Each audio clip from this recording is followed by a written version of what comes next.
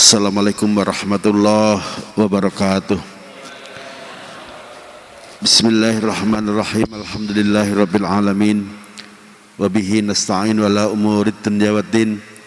Wassalatu wassalamu ala rasulina Muhammadil mab'uts rahmatan lil alamin, amma ba'd.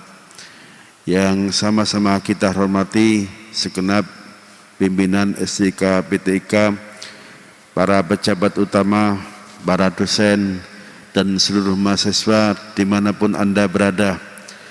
Kita bersyukur pagi ini diberikan kesehatan, diberikan umur panjang, dan alhamdulillah bersama-sama kita mengawali aktivitas hari ini dengan sama-sama membaca surat Yasin dan Asmaul Husna sambil berharap memohon kepada Allah, semoga dengan bacaan surat Yasin dan Asmaul Husna tadi Allah menambah keberkahan dalam hidup kita, menambah catatan amal kita, dan tidak itu saja, semoga bacaan Asmaul Husna dan surat Yasin akan menambah keberkahan bagi bangsa kita Indonesia.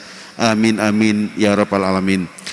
Salawat salam semoga senantiasa dilimpahkan kepada baginda Nabi Muhammad sallallahu alaihi wasallam beserta para keluarga, para sahabat, dan seluruh umatnya sampai akhir zaman.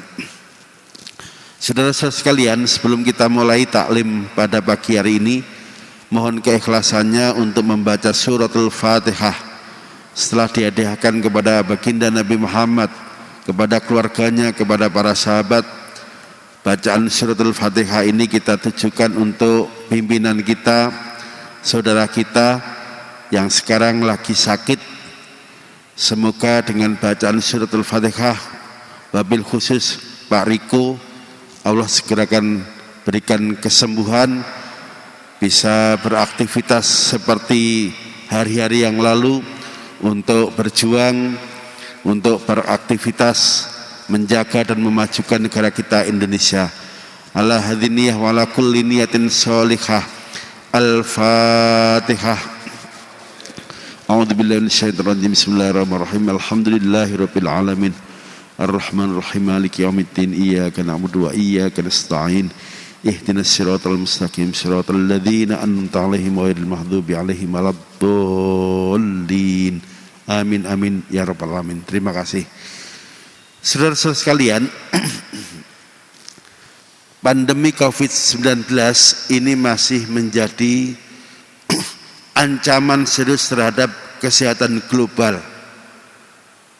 Lebih dari 2/3 negara terinfeksi, terpapar pandemi Covid-19, termasuk negara kita Indonesia. Dan beberapa hari yang lalu yang terinfeksi Covid-19 di negara kita Indonesia angkanya di atas 10.000 kasus.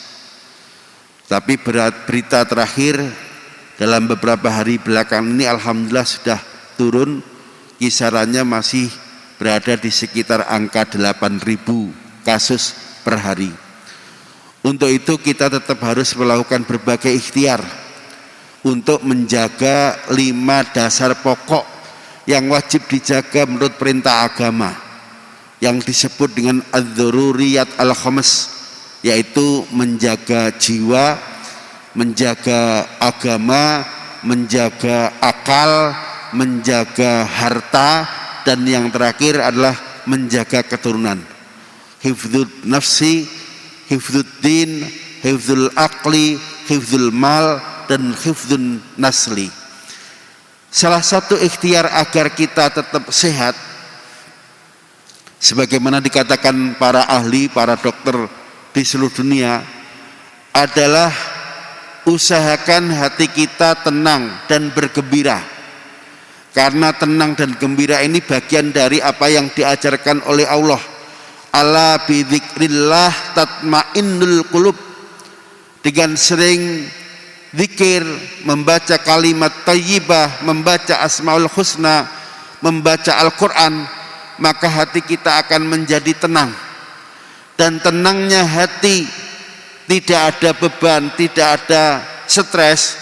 Menurut Ibnu Sina, seorang filosof muslim awal-awal, beliau mengatakan tenangnya hati diisi dengan zikir, dengan baca Quran, dengan baca Asmaul Husna, dengan bacaan-bacaan kalimat yang baik, itu setidaknya akan meningkatkan separuh dari imunitas kita.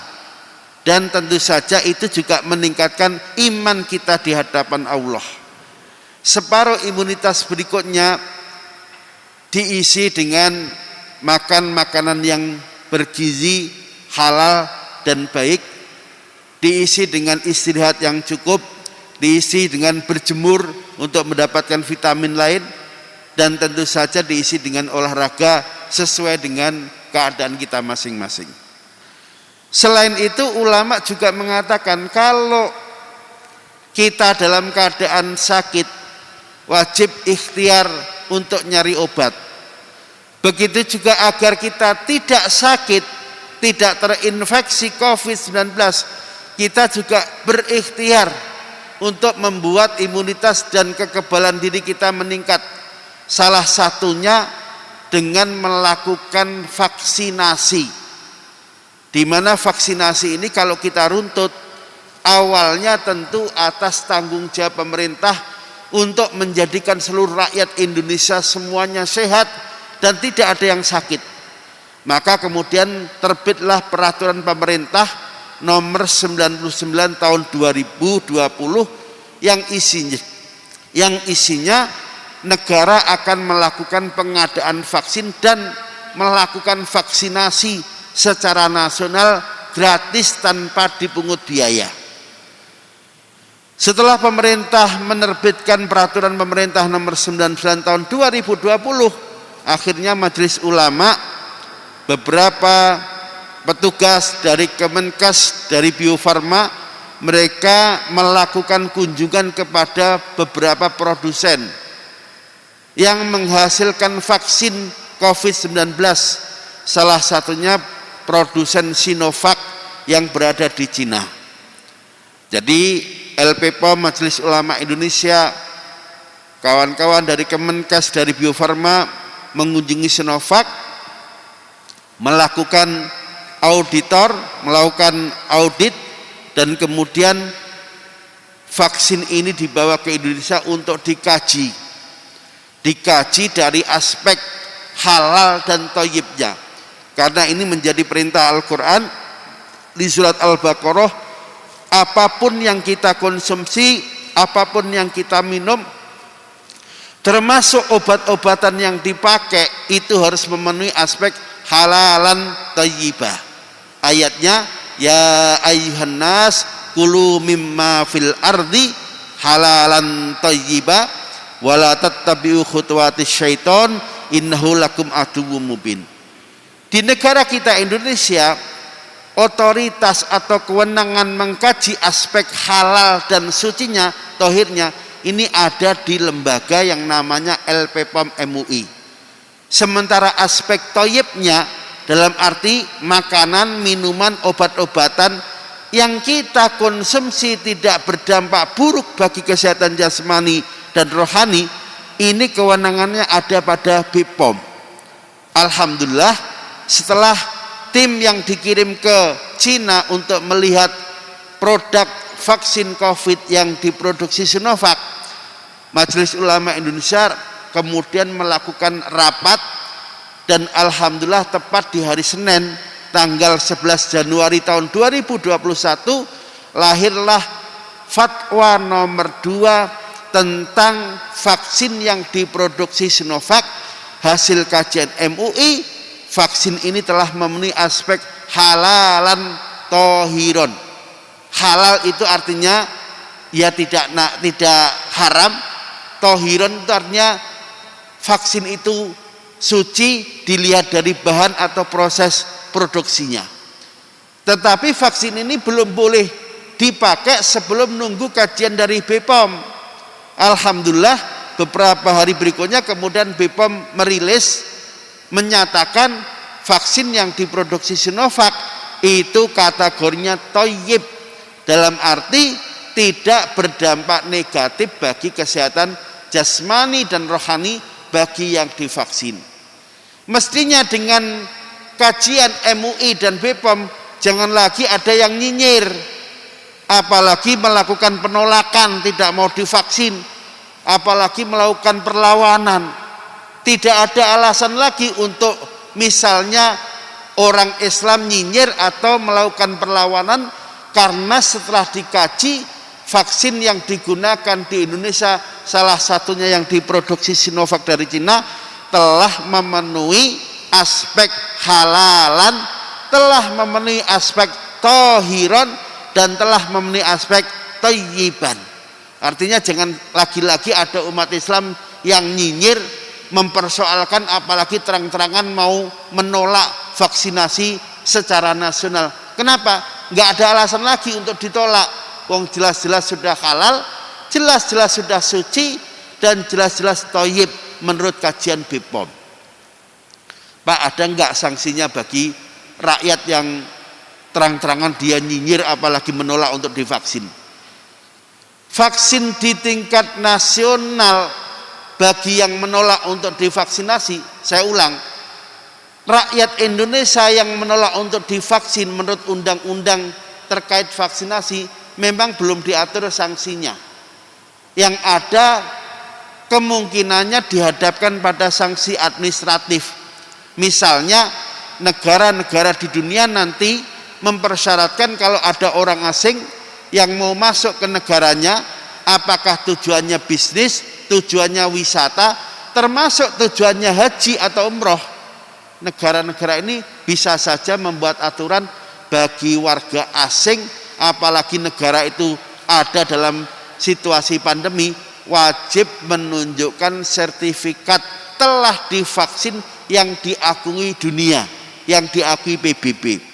Artinya kalau ada orang nekat mau berkunjung ke negara luar, dia nggak punya sertifikat telah divaksin, bisa saja negara itu menerapkan sanksi, misalnya ditolak, suruh balik lagi, atau disuruh karantina dulu beberapa hari, beberapa bulan.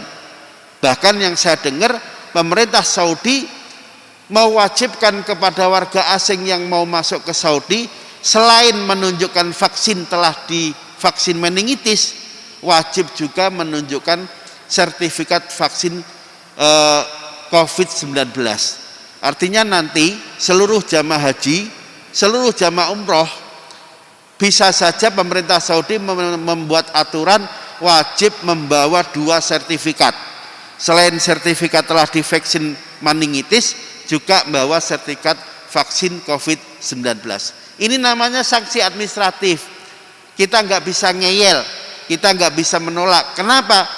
Ketika masih ngeyel, ketika masih nolak, berarti orang itu nggak bisa pergi ke luar negeri. Selain nanti ada resiko-resiko tertentu. Tapi menurut para ahli bisa saja negara kita ini menggunakan undang-undang terkait imunisasi, Undang-Undang Nomor 4 Tahun 1984.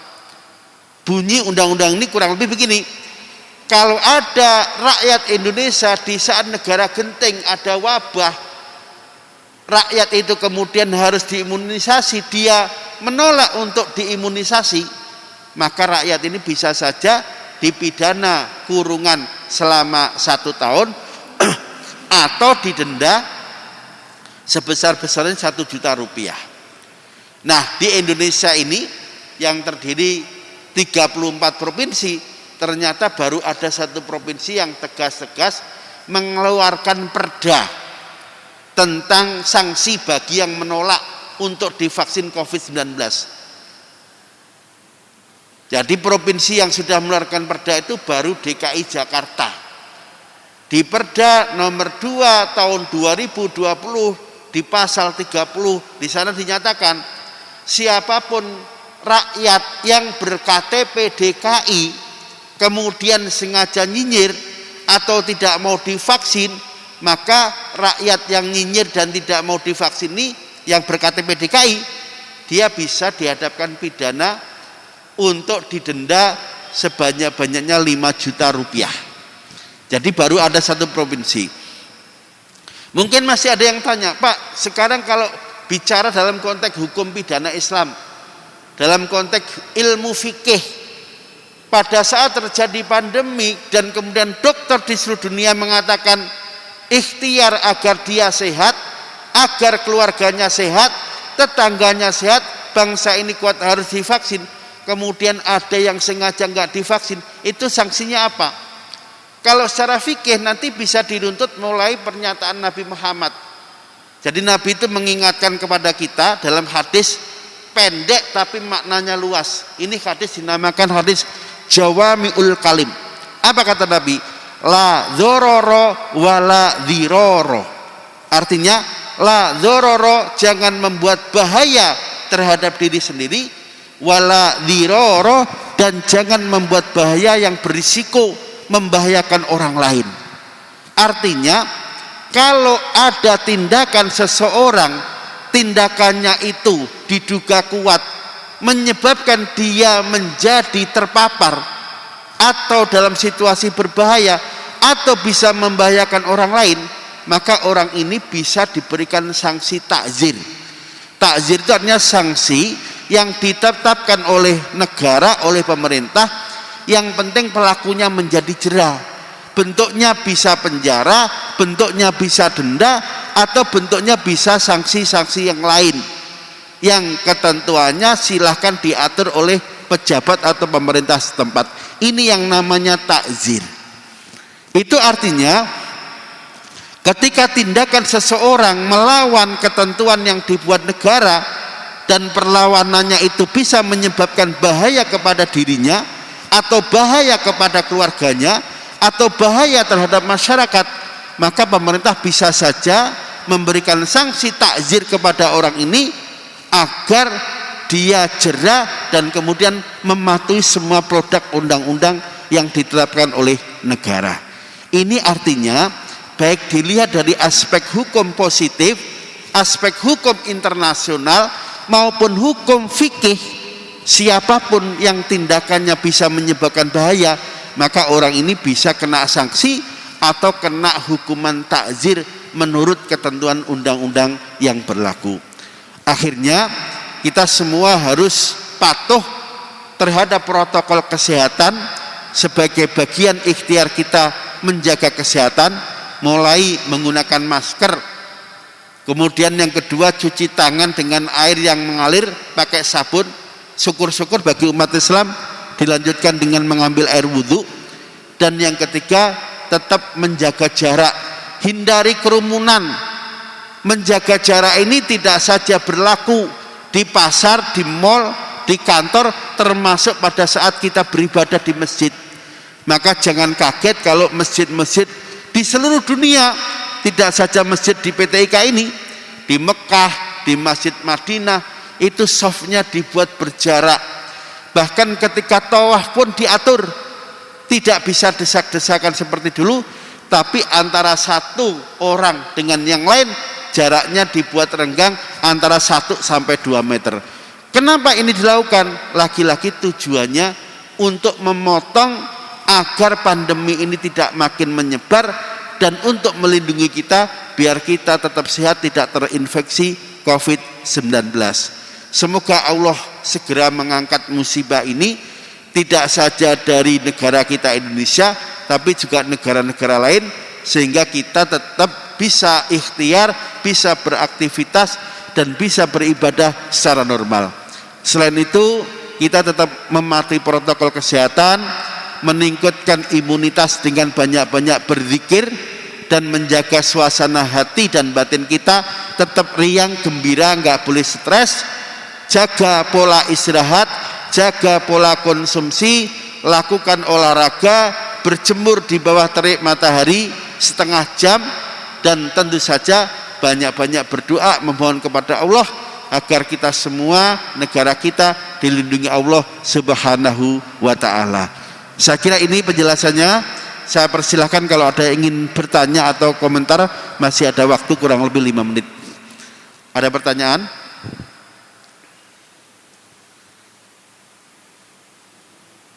Ada yang tanya enggak? Baik, mari kita tutup dengan membaca doa, diawali istighfar 3 kali.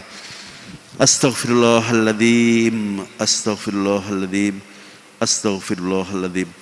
Allahumma sholli ala Muhammad wa ala ali Muhammad kama shallaita ala Ibrahim wa ala Ibrahim fil alamin innaka Hamidum Majid.